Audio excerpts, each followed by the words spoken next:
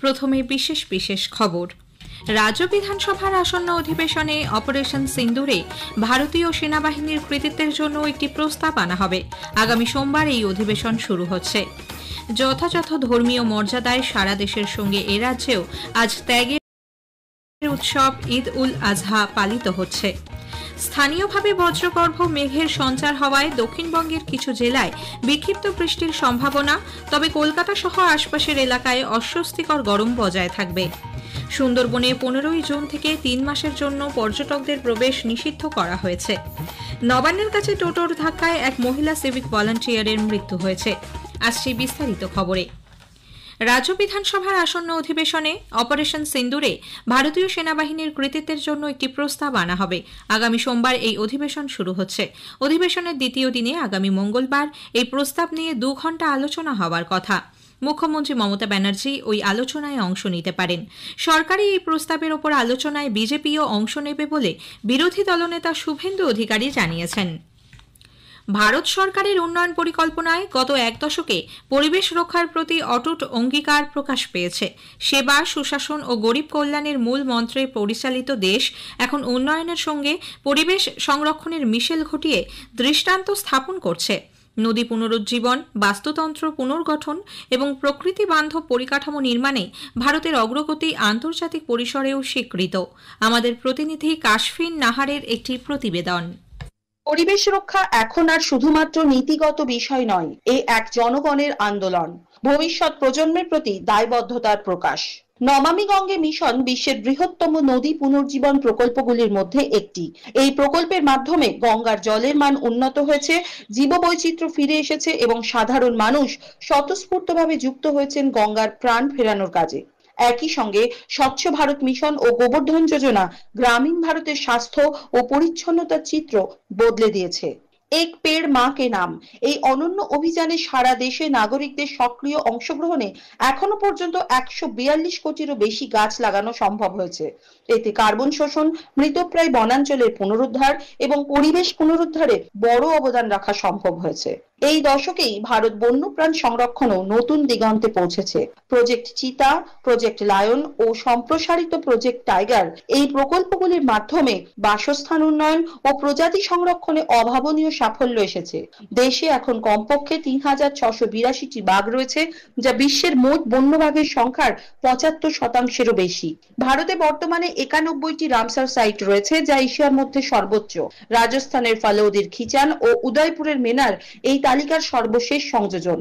উপকূল ও জলাভূমি সংরক্ষণ ক্ষেত্রে অমৃত ধরোহর ও মিষ্টি প্রকল্প পরিবেশগত সহনশীলতাকে এগিয়ে নিয়ে যাচ্ছে। ইতিমধ্যেই দেশের 13টি সমুদ্র সৈকত ব্লু ফ্ল্যাগ স্বীকৃতি পেয়েছে। এটি আন্তর্জাতিক মানে পরিষ্কার ও পরিবেশ বান্ধব সৈকতের প্রতীক। ভারতের এই পরিবেশ সংরক্ষণ কার্যকলাপ এখন শুধুই প্রশাসনিক পদক্ষেপ নয়, এটি পরিণত হয়েছে এক সম্মিলিত জাতীয় অঙ্গীকারে। এটি জনসাধারণের সক্রিয় অংশগ্রহণ, প্রশাসনিক সদিচ্ছা এবং ভবিষ্যৎ প্রজন্মের প্রতি দায়িত্ববোধের সমন্বিত রূপ। কেন্দ্রীয় সরকারের বিভিন্ন প্রকল্প এখন জন আন্দোলনে পরিণত হয়েছে। স্বচ্ছ ভারত মিশনের মতো প্রকল্পের মাধ্যমে বেড়েছে পরিচ্ছন্নতা, যা দেশ জুড়ে মানুষের মধ্যে সাড়া ফেলেছে, বললেন পরিবেশবিদ ডক্টর জয়ন্ত বসু। গত বিশ্ব জলবায়ু সম্মেলন হয়েছে, সেখানে যে রিপোর্ট কার্ড বেরিয়েছে সেখানে ভারতের স্থান প্রথম 10-এর মধ্যে, সুতরাং যথেষ্ট ভালোই বলা যায়। সামগ্রিকভাবে বনাঞ্চলের পরিমাণ বেড়েছে, এটাও মানতে হবে। সময়ের সঙ্গে সঙ্গে ভারতেও যথেষ্ট বৈদ্যুতিক যানের বাজার বেড়েছে, সেটা যেমন একদিকে বাণিজ্যিক গাড়ির ক্ষেত্রে হয়েছে, পাশাপাশি ব্যক্তিগত গাড়ির ক্ষেত্রে হয়েছে। এটা ভালো জিনিস। আগামী দিনে এটাই আমাদের জলবায়ু পরিবর্তনের বিরুদ্ধে লড়তে অন্যতম অস্ত্র বলে মনে করা হচ্ছে। এছাড়া স্বচ্ছ ভারত একটি খুব বড় পরিকল্পনা আমাদের বর্তমান কেন্দ্রীয় সরকারের, এবং স্বচ্ছ ভারতের সেই পরিকল্পনা ধরে সারা ভারতবর্ষের বহু শহরে লক্ষণীয় উন্নতি হয়েছে। আশা নিরাশা দুদিকেই আছে, কিন্তু সামগ্রিকভাবে এই কেন্দ্রীয় সরকারের সময় যে পরিবেশের ক্ষেত্রে বেশ কিছু বিষয়ে লক্ষণীয় অগ্রগতি হয়েছে, এটা বলে মেনে নিতে হবে। সবুজ ভারত গঠনের এই যাত্রা এখন আর থামার নয়, এ গর্বের পথ যা পরিবেশের সুরক্ষায় ভারতের নেতৃত্বকে আরও মজবুত করে তুলছে। কৃষিক্ষেত্রে আধুনিক প্রযুক্তির ব্যবহার এবং নতুন বীজ সম্পর্কে চাষিদের অবহিত করার লক্ষ্যে দেশের অন্যান্য অংশের সঙ্গে এ রাজ্যের বিভিন্ন জেলায় বিকশিত ভারত কৃষি সংকল্প অভিযানের আওতায় সচেতনতা বৃদ্ধির কাজ চলেছে। মালদা জেলা কৃষি বিজ্ঞান কেন্দ্রের উদ্যোগে আয়োজিত শিবিরে কৃষকদের উপস্থিতি ছিল চোখে পড়ার মতো। CISH কৃষি বিজ্ঞান কেন্দ্র গাজল ব্লকের আদিনা পঞ্চায়েতের গোয়ালপাড়া গ্রামে প্রশিক্ষণ ও পরামর্শমূলক কর্মসূচির আয়োজন করে। বিজ্ঞানীরা ভুট্টা চাষে কীটপতঙ্গের মোকাবিলা এবং ধানের বিভিন্ন প্রজাতি নিয়ে আলোচনা করেন। সরকারি প্রকল্প সংক্রান্ত বিষয়েও কৃষকদের অবহিত করা হয়। বাল্যবিবাহমুক্ত ভারত গঠনে সরকার প্রতিশ্রুতিবদ্ধ। এই নিয়ে স্পটলাইটে এবারের অনুষ্ঠান বাল্যবিবাহমুক্ত ভারত। এতে অংশ নিয়েছেন হাওড়া জেলার শিশু কল্যাণ সমিতি CWC চেয়ারপারসন চঞ্জিমা চক্রবর্তী। কথা বলেছেন কল্যাণ লাহা। অনুষ্ঠানটির দ্বিতীয় তথা শেষ পর্ব শোনা যাবে আগামীকাল রাত 8:30টায় সঞ্চয়িতা প্রচার তরঙ্গ এবং আকাশবাণী সংবাদ কলকাতার সোশ্যাল মিডিয়ায়। স্থানীয় সংবাদ শুনছেন আকাশবাণী কলকাতা কেন্দ্র থেকে। যথাযথ ধর্মীয় মর্যাদায় সারা দেশের সঙ্গে এ রাজ্যেও ত্যাগের উৎসব ঈদ উল আজহা পালিত হচ্ছে। সকাল থেকে ইসলাম ধর্মাবলম্বী মানুষরা মসজিদ ও ঈদগাহ সহ বিভিন্ন স্থানে ঈদের বিশেষ নামাজে শামিল হন। তারপর ঈশ্বরের প্রতি আনুগত্যের নিদর্শন হিসেবে প্রিয় পোষ্যকে উৎসর্গ করারও রেওয়াজ রয়েছে এই উৎসবে, যা বকরি ঈদ নামে পরিচিত। রাজ্যের বিভিন্ন জেলা থেকেও ঈদ উল আজহা পালনের খবর এসেছে। মালদায় রাজ্যের অন্যতম বৃহত্তম নামাজ অনুষ্ঠিত হয় সুজাপুর নয়মৌজা ঈদগাহ ময়দানে। প্রায় লক্ষাধিক মানুষ নামাজ পাঠে যোগ দেন। এর জন্য 34 নম্বর জাতীয় সড়কে প্রায় 3-4 ঘণ্টার জন্য যান চলাচল বন্ধ থাকে। মুর্শিদাবাদ জেলার বিভিন্ন মসজিদ ও ঈদ ময়দানে লক্ষ লক্ষ ইসলাম ধর্মাবলম্বী শামিল হন ঈদের বিশেষ নামাজে। মুখ্যমন্ত্রী মমতা ব্যানার্জি পবিত্র ঈদ উল আজহা উপলক্ষে সকলকে শুভেচ্ছা জানিয়েছেন প্রবীণ কংগ্রেস নেতা অধীর রঞ্জন চৌধুরীও। স্থানীয়ভাবে বজ্রগর্ভ মেঘের সঞ্চার হওয়ায় দক্ষিণবঙ্গের কিছু জেলায় বিক্ষিপ্তভাবে বৃষ্টির সম্ভাবনা। আগামী সোমবার বৃষ্টির পরিমাণ কিছুটা বাড়তে পারে, তবে অস্বস্তিকর গরম বজায় থাকবে বলে আকাশবাণীকে জানিয়েছেন আলিপুর আবহাওয়া দপ্তরের বিজ্ঞানী সৌরিশ বন্দ্যোপাধ্যায়। দক্ষিণবঙ্গের জেলাগুলিতে বৃষ্টিপাতের সম্ভাবনা কমের দিকে, তবে স্থানীয়ভাবে মেঘ তৈরি হওয়ার কারণে 2-1 জায়গায় হালকা ধরনের বৃষ্টিপাতের সম্ভাবনা থাকবে। মেনলি বৃষ্টিপাতের সম্ভাবনা কিছুটা বেশি থাকবে 9 তারিখে, সেটাও 2-1 জায়গায় স্থানীয়ভাবে। পরবর্তী কয়েকদিন বিক্ষিপ্ত বৃষ্টিপাতের সম্ভাবনা থাকবে। দিনের তাপমাত্রা আগামী 3 দিনে 2 থেকে 3 ডিগ্রি মতো বাড়ার সম্ভাবনা রয়েছে। কলকাতা পার্শ্ববর্তী অঞ্চলের জন্য সর্বোচ্চ তাপমাত্রা 35-36 ডিগ্রি কাছাকাছি থাকার সম্ভাবনা। অন্যান্য জেলাগুলোয় কলকাতা থেকে আরো 1 থেকে 2 ডিগ্রি মতো টেম্পারেচার বাড়ার সম্ভাবনা রয়েছে।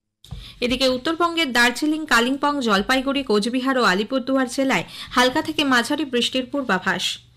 সুন্দরবনে বিভিন্ন বন্যপ্রাণী ও মাছের প্রজনন মৌসুমের জন্য এবছরেও 15 জুন থেকে 15 সেপ্টেম্বর পর্যন্ত পর্যটকদের প্রবেশ নিষিদ্ধ করা হয়েছে। এই 3 মাস বনজ সম্পদ আহরণ ও নদী খালে মাছ ধরার উপরেও নিষেধাজ্ঞা থাকবে। বন দপ্তর সূত্রে খবর, প্রজননের এই সময় ব্যবসায়ী ও পর্যটকদের আনাগোনায় বন্যপ্রাণীর জীবনচক্র ব্যাহত হতে পারে, এই জন্যই এই নিষেধাজ্ঞা। আকাশবাণী ও দূরদর্শনের প্রাক্তন deputy director programme Anisur Rahman Khan স্বল্প রোগভোগের পর গতকাল কলকাতায় শেষ নিঃশ্বাস ত্যাগ করেছেন। তার বয়স হয়েছিল 80 বছর। উর্দু সাহিত্যে ছোট গল্পকার হিসেবে তাঁর সুখ্যাতি ছিল। হাওড়ার শিবপুরের উপান্নের কাছে একটি টোটো আজ দুপুরে নিয়ন্ত্রণ হারিয়ে নূপুর চট্টোপাধ্যায় নামে মহিলা সিভিক ভলান্টিয়ারকে ধাক্কা মারলে গুরুতর জখম অবস্থায় তাঁর মৃত্যু হয়। বছর 53 ওই মহিলার শ্বশুরবাড়ি শিবপুরেই। পুলিশ টোটোটি বাজেয়াপ্ত করে তার চালককে গ্রেপ্তার করেছে। হুগলির কোন্নগরের মাস্টারপাড়ায় অন্যের গাছের আম পাড়তে গিয়ে এক কিশোর ধরা পড়লে তাকে ব্যাপক মারধর করা হয়। সৌমেন ডোম নামে বছর 14 ওই কিশোরের চোখে গুরুতর আঘাত লেগেছে। কলকাতা মেডিকেল কলেজ হাসপাতালে তার চোখ বাঁচাতে চিকিৎসকরা চেষ্টা করছেন। কোচবিহারের চ্যাংরাবান্ধা সীমান্ত দিয়ে বাংলাদেশে প্রবেশের সময় পারভিন হোসেন নামে এক মহিলাকে পুলিশ গতকাল গ্রেপ্তার করেছে। বাংলাদেশের নাগরিক ওই মহিলা 2019 সালে কুড়িগ্রাম দিয়ে এদেশে প্রবেশের পর আর ফিরে যায়নি। দিনহাটার এক আইনজীবীকে বিয়ে করে সেখানেই তিনি ভারতীয় পাসপোর্ট তৈরি করেন। পাসপোর্ট জাল কিনা খতিয়ে দেখা হচ্ছে। শেষ করার আগে স্থানীয় সংবাদের বিশেষ কিছু অংশ আরও একবার। রাজ্য বিধানসভার আসন্ন অধিবেশনে অপারেশন সিন্দুরে ভারতীয় সেনাবাহিনীর কৃতিত্বের জন্য একটি প্রস্তাব আনা হবে। আগামী সোমবার এই অধিবেশন শুরু হচ্ছে। যথাযথ ধর্মীয় মর্যাদায় সারা দেশের সঙ্গে এ রাজ্যেও আজ ত্যাগের উৎসব ঈদ উল আজহা পালিত হচ্ছে। স্থানীয় সংবাদ শেষ হলো, এরপর খেলার খবর 8টা বেজে 10 মিনিটে।